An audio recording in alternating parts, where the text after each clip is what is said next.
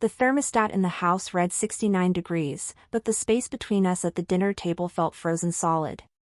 My brother Evan didn't look up when he said it. He just kept cutting his meat, methodical, calm, like this was already decided. Naomi needs a dedicated space, he said. If her brand is going to grow, she needs a studio. My mother, Lillian, nodded before the sentence even finished. That small, automatic nod, the one that meant agreement without thought. The message landed immediately. The basement. The unfinished one. The place where I slept. That area needs to be cleared, Evan continued. Equipment storage. Backdrops. Lighting. He finally glanced at me.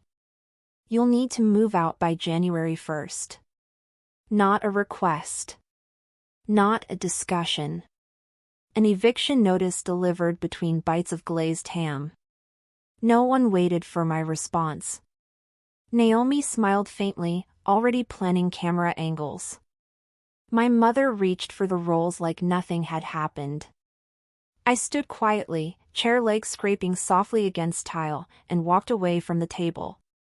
Behind me, laughter resumed almost instantly, as if my presence had been nothing more than background noise. Down the stairs, the warmth vanished with every step. By the time I reached the bottom, my breath fogged the air. The basement wasn't a room. It was a concrete cavity beneath a house built decades before insulation was taken seriously. Exposed beams. Hanging fiberglass. Cold that seeped upward through bone and muscle. My bed was a collapsible cot shoved beside the furnace, the only place where heat dared to linger. I sat down slowly, unlaced my boots, and felt my lower back tighten in protest. I work as a rehabilitation specialist. Every day, I lift bodies that no longer cooperate with gravity. I guide people learning how to stand again. I absorb the weight of broken systems, muscles, nerves, lives, using my own spine as leverage. After 12 hours of that, I came home to sleep on stretched canvas over aluminum. Because I was tough. Because I didn't need much. Because I was the strong one. Please subscribe to the channel and hit the bell icon so you never miss a moment like this. Your like and share can carry this story to someone who needs hope, healing, or strength today. Red Heart. 6 months earlier, Evan and Naomi had moved in temporarily. That was the word used. Temporary. They took the master bedroom on the first night. Evan said he needed privacy to focus. Naomi needed light. The basement, my mother said casually, would be quieter for me anyway. I wrapped a thick sweater tighter around myself and stared at the small blue flame inside the furnace. For years, I believed they disliked me. I analyzed conversations. Replayed moments. Wondered what flaw I carried that earned me this quiet demotion. But listening to them upstairs, plates clinking, chairs shifting, warmth existing without me, I finally understood. They didn't hate me. Hate requires attention. This was colder. I had become something else entirely. In construction, the most critical part of any structure isn't visible. It's the foundation. It holds everything up. And because it doesn't complain, because it doesn't move, people forget it exists. Until it's gone. I wasn't a daughter anymore. I was infrastructure. Upstairs, someone laughed loudly. Leftovers were scraped into the trash. They were comfortable. Fed. Warm. They had no idea the ground beneath them was about to disappear. I wasn't going to crack. I was going to step out of the blueprint. I pulled my phone from my pocket and opened my banking app. This had been my private ritual for years. Scheduled payments filled the screen. $1,250, mortgage. $980 medical supply account. $2,230 total every month. My mother believed the money came from my late father's retirement fund. A ghost income. She called it his final gift. The truth was less poetic. 5 years earlier, I had opened a letter addressed to her. I read the words "final distribution completed." The balance, $0. She never saw that letter. I did. I chose silence. I told myself it was kindness. Protection. That she didn't need the stress. That I could manage. So I became the pension. I took extra shifts. Delayed my life. Let my car decay. Let my body absorb more than it should. Evan and Naomi believed the story completely. They thought the house ran on legacy money. They thought my role was irrelevant. That I was living there out of convenience, not contribution. They thought I was freeloading off a dead man. My thumb hovered over the January 1st withdrawal. It was scheduled to pull from savings that were nearly empty. I used to call this strategy measured silence. I thought withholding truth was cheaper than unleashing it. But sitting on that cot, cold seeping upward, I realized the math was wrong. My silence hadn't preserved dignity. It erased me. By hiding the source of stability, I had hidden my worth. I had signed an unspoken contract that said, "You can displace me. You can use me. You can forget me. And I will still pay for your comfort." They weren't ungrateful because they were cruel. They were ungrateful because they didn't know. I had turned myself invisible, and they treated me accordingly. The options glowed on my screen. Edit. Pause. Cancel. Canceling meant consequences. Calls. Confusion. Exposure. But I thought of Evan's voice. She needs the space. I thought of the cold concrete beneath my feet. My silence wasn't protecting anyone anymore. It was sustaining a system built on my disappearance. If I wanted to live, I had to end it. My fingers steadied. I tapped cancel payment. The screen asked me to confirm. I did. The motel wasn't pretty. The walls were the color of old mustard, the carpet smelled faintly of cleaning chemicals and cigarettes, and the lamps buzzed when they were switched on. But the heater worked. It pushed warm, dry air into the room until my fingers stopped aching and my shoulders finally dropped. For the first time in weeks, I took a full breath without bracing for cold. I sat on the edge of the bed with my boots still on, staring at my phone like it might change its mind. Nothing exploded. No alarms. No immediate disaster. Just silence. I logged back into my accounts, slow and deliberate. One by one, I closed the doors I'd been holding open for years. Mortgage draft, disabled. Medical supplier autopay, removed. Utility coverage, cancelled. Each click felt surgical. Clean. Final. When I finished, I shut the laptop and leaned back against the headboard. I expected panic. Or guilt. Or at least tears. None came. Instead, there was a strange stillness, like the moment after setting down something unbearably heavy and realizing your hands are shaking because they're finally empty. For years, I believed relationships worked like machines. Insert effort.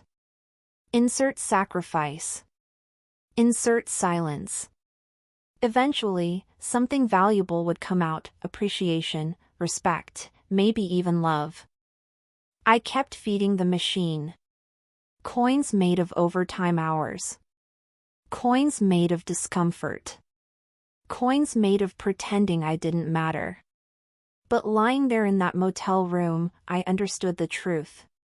The machine wasn't broken. It was empty. It always had been. I slept deeply that night. Not the shallow sleep of exhaustion, but something heavier. Restorative. My back didn't seize when I rolled over. My jaw unclenched. 2 weeks later, I was sitting on the hardwood floor of my new apartment assembling a bookshelf. 400 square feet. 1 bedroom. No basement. No shared walls with expectations. The heater hummed softly. The refrigerator clicked on and off. Outside, traffic moved like a distant river. It felt enormous. Then my phone began to vibrate. Not once. Not twice. Relentlessly. Voicemails stacked. Emails arrived faster than I could open them. Alerts piled up until the screen blurred. I didn't answer right away. I watched the messages arrive like waves crashing against something that no longer gave. The first voicemail was from a medical supply company. Polite but firm. Oxygen delivery suspended. Account past due. Then the bank email. Mortgage payment rejected. Insufficient funds. Then Evan. His texts weren't worried. They weren't confused. They were furious. He used words like mismanagement and liability. He demanded explanations. Accused me of negligence. Told me to fix it immediately. Not once did he ask where I was living. Not once did he ask if I was okay.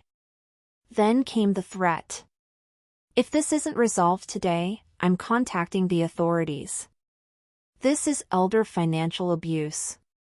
I set the phone face down on the coffee table. I felt no fear. Only fascination. They still believed the lie. They thought the money was automatic, a feature of the universe, and that I was merely the assistant who forgot to press a button. I opened my photo gallery and scrolled back 5 years. There it was. A scanned letter on official letterhead. The date stamped clearly. The words "Final Distribution Notice" impossible to misread. I didn't explain. I didn't defend myself. I attached the image and pressed send. The typing bubbles appeared. Vanished. Appeared again. His response came fast. This is fake. Stop manipulating us. Put the money back or I'm calling the police. That was it. I blocked him. Then Naomi. Then my mother. I placed the phone on silent and returned to my bookshelf. Let them call whoever they wanted. Auditors love truth. A few days later, my phone buzzed during a patient review at work. Voicemail. Then another. Then a text that read only, "Emergency." Answer. I stepped into the hallway and called back. Evan sounded different. Breathless. Panicked. Wind roared through the phone. He told me he was standing in a bank parking lot. He had gone to take out a loan, a large one. He planned to use the house's equity and my mother's pension income to qualify. The loan officer had reviewed the records. 5 years of deposits. Every single one labeled peer-to-peer transfer. Not a pension. Not government income. Just me. He was unraveling now. Accusing me of altering records. Of fraud. Of sabotage. I spoke calmly. I told him the documents were real. I told him the income never belonged to Dad. I told him the reason the bank mentioned fraud was because he had tried to borrow against money that didn't exist. The silence on the line stretched. Then he whispered, barely audible, "It's all gone." "It was never there," I said. I ended the call. 2 days later, there was a knock on my door. Not aggressive. Not demanding. Desperate. I opened it. They stood there bundled in coats, breath visible in the hallway air. Evan looked smaller somehow. Naomi avoided my eyes. My mother sat in her chair, oxygen tank hissing weakly. The heat had been shut off. Deliveries stopped. Reality had arrived. Evan reached out, voice trembling. "We can fix this. Just help us now." I stepped aside only long enough to grab the folder waiting by the door. I placed it in his hands. Inside was a spreadsheet. Every payment. Every transfer. Every bill. Total, $96,000. I looked at my mother. And for the first time in her life, she looked at me. I told her the truth. All of it. I told her I had been the income. The safety net. The reason the house hadn't collapsed years ago. I placed a second paper on top, a list of assisted care facilities. Then I closed the door. I stood on the other side of my door for a long moment after it closed. Not listening for footsteps. Not waiting for shouting. Just breathing. The apartment was quiet in a way that felt intentional, like the silence had been earned instead of imposed. The heater clicked on, filling the room with steady warmth. I pressed my palm flat against the wall, grounding myself, reminding my body that I wasn't going back out there. I had done enough. The fallout didn't arrive all at once. It rolled in slowly, predictably, like gravity finally doing its job. The house sold within weeks. Not for what my mother believed it was worth, not for what Evan had bragged about online, but for exactly what it was, an over-leveraged asset propped up by invisible money that no longer existed. The proceeds barely covered the outstanding debt. Evan and his wife separated 3 months later. Apparently, ambition paired well with comfort, but not with consequences. My mother was placed into a state-supported care facility. It was clean. Regulated. Staffed by professionals who were paid to do the work I had been doing for free while sleeping next to a water heater. I made sure the paperwork was complete. I made sure she was safe. I did not visit. That boundary was the hardest part. Not because I felt guilty, but because guilt had been trained into me like a reflex.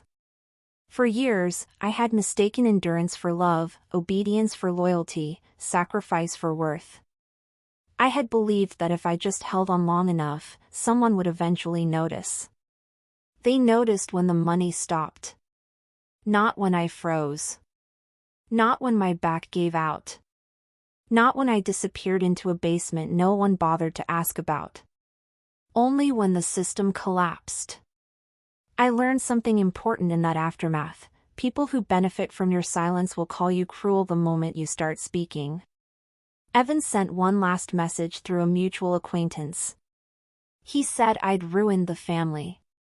That I'd acted selfishly. That I should have warned them. Warned them that I was done being erased? I didn't respond. Because the truth is, I had warned them. Every time I paid quietly.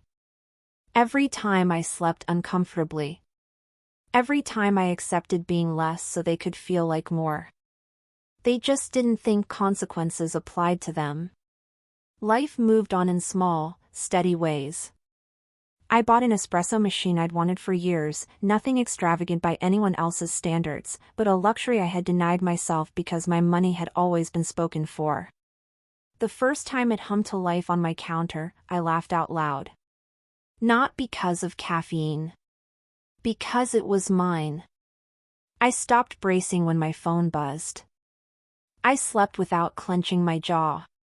At work, I noticed my hands no longer shook by the end of the day. My patience improved. My focus sharpened. It turns out carrying less emotional weight leaves room for actual living. One afternoon, while reorganizing a drawer, I found an old notebook filled with numbers. Budget calculations. Payment schedules. Emergency contingencies I'd prepared for a crisis that had never technically been mine. I closed it and threw it away. Not because it was painful.